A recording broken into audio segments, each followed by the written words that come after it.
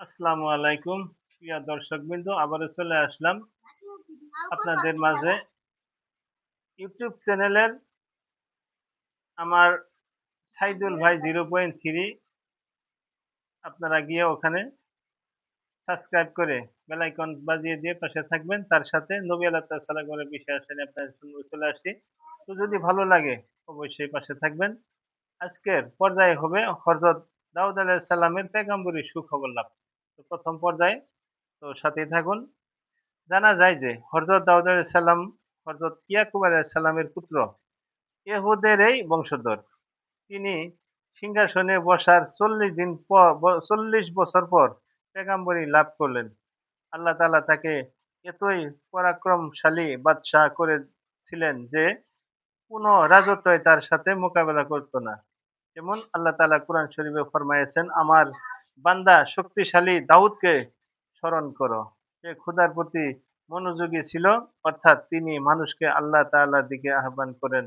অন্যত্র আল্লাহ তাআলা ফরমায়েছেন, আমি তার রাজত্বকে শক্তিশালী করেছি, তাকে বিজ্ঞ করেছি এবং কথা ও কাজে ফয়সালা করার ক্ষমতা দিয়েছি।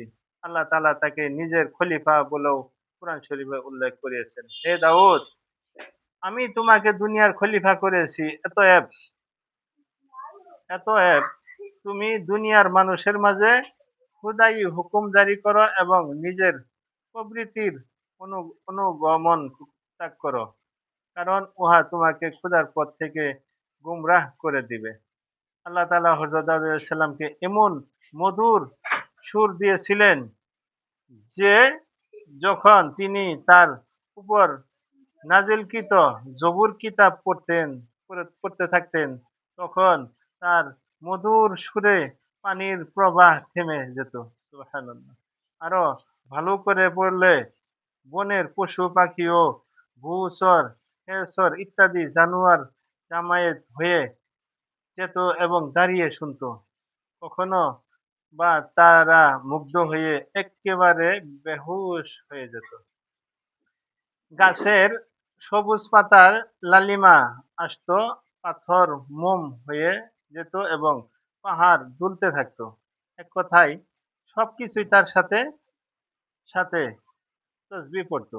যেমন আল্লাহ তাআলা ফরমায়েছেন, হে পাহাড়, তার সাথে পাপীদের মতো তসবিহ পড়ায় মনোযোগী হও।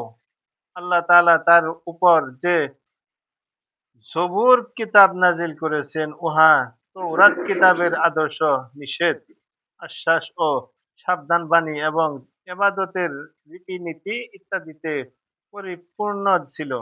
হযরত দাউদ আলাইহিস সালাম জবুর কিতাব পড়ার সময় তার আওয়াজ ৪০ মাইল পর্যন্ত গিয়ে পৌঁছিত। সুবহানাল্লাহ। সে আওয়াজে কাফেরেরা বেহুশ হয়ে মৃতবৎ পড়ে থাকত। আসলে এসব এসব ছিল পেগম্বরের হিসেবে তারা মুজেজা বা অলৌকিক ক্ষমতা, তার অন্যতম মুজেজা এই ছিল যে আল্লাহ তাআলা আঙ্গুলে এমন তাপ ও গরম দিয়েছিলেন যে তিনি ইচ্ছে করলে তাতে লোহা নরম হয়ে গেলে যেত।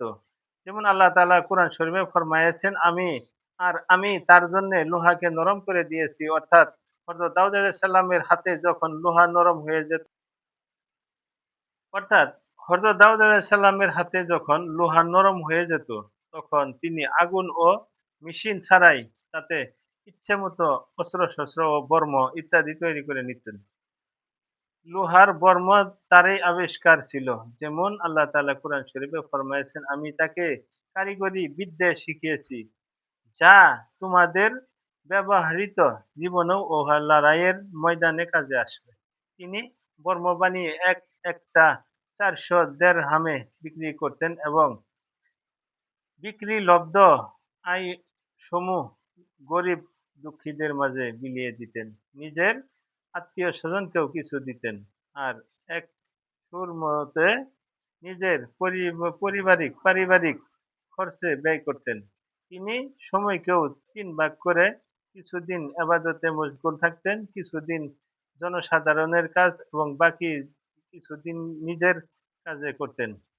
তো আমার এই দাউদ আলাইহিস সালামের পেগাম্বরি লাভের ১ম পর্যায়ে আপনাদের কাছে পড়ে শোনালাম। আমার এই পর্যায়ে একটাই ছোট অংশ শেষ হলো। তো আমার পূর্ববর্তী আমার এই নবী আলাইহিস সালামের বিষয়ে শোনার জন্য আপনারা আমন্ত্রণ জানিয়ে এই আলাপ সমাপ্তি দিচ্ছি। সবাই ভালো থাকুন। খোদা হাফেজ।